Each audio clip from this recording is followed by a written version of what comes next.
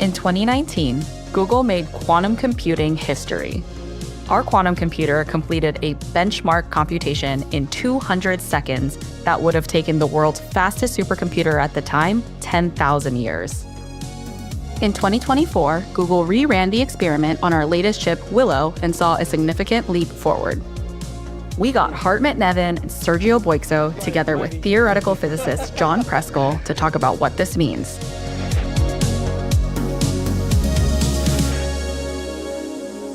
Since we introduced the benchmark in 2019, we keep running it every year, and the times it would take for a classical supercomputer to emulate or to simulate the latest benchmarks that we can run on our quantum processors has grown tremendously. It grew from 10,000 years in 2019 to 10 to the power of 25 years, or in words, 10 septillion years on the Willow chip.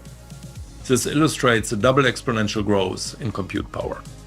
There's an interesting aspect to the superiority of the quantum computer.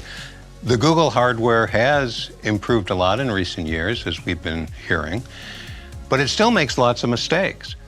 So they have to run it many times in order to extract a usable signal that can be compared with that classical simulation. They in fact run it millions of times, but they can do that in just a few minutes, which is still a very short time compared to the resources you would need to do the same simulation on a classical machine. John popularized it with the name quantum supremacy at the time. At Google, we tend to call it beyond classical computation, but it's all just the same idea. It's trying to make true experimentally for the first time the promise of quantum computers. So here at Google, we use this benchmark, random circuit sampling, to compare our latest experimental quantum processors with the best classical algorithms running on the best supercomputers that we have available. We should emphasize that random circuit sampling is not useful for an application. It's just the entry point. If you can't win on random circuit sampling, you can't win on any other algorithm either. The next challenge will be to train this enormous compute power towards tasks that people on Main Street would care for. And by the way, even if the people on Main Street don't care, it could still be very interesting. I think the quantum hardware has reached a stage now where it can advance science. We can study very complex quantum systems in a regime that we've never had access to before. And for me as a physicist, that's quite exciting. And with the hardware that people are developing now, which is continuing to improve, we can look for new types of matter that have never existed before and study their properties. That's already a big deal.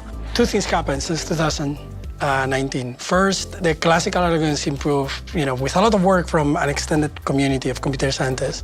They have improved by around a factor of 1 billion, so a huge factor that is actually quite surprising. But our quantum processors and actually experimental processors from other groups as well have improved even faster. Part of what's significant compared to, say, 5 years ago is now we have systems that have more qubits and higher quality qubits, so we can do computations that we couldn't do 5 years ago. There is this idea that the computational cost increases exponentially with the number of qubits, or more precisely with what we call the volume. But it turns out that the volume is also increasing exponentially because the error rates are decreasing with time. So there is a double exponential increase of the computational cost with time, and that's what we call Neven's law. And by the way, that's really fast. That's really Definitely fast. exponential.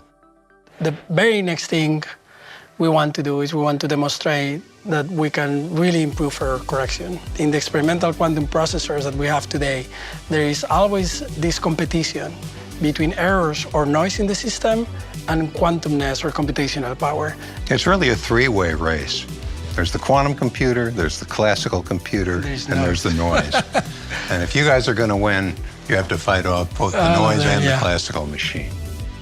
After the 2019 result, we published a roadmap how to get to what we think will be quantum computers that can confidently deliver commercial value. And we packed it to be a computer with 1,000 well-protected logical qubits, which probably means about 1 million physical qubits. And we published a roadmap how to get there. It has 6 milestones, and we are now approaching the 3rd milestone. So we are about halfway through our roadmap. And we are not much delayed relative to what we say the timeline would be. So I've said this before, my subtitle here is Chief Optimist, but I think just tracking our progress date is that we should see early commercial applications. So I would think it's more half a decade or a few years rather than multiple decades. One must be optimistic. That's how great things happen. And this guy is very good at it.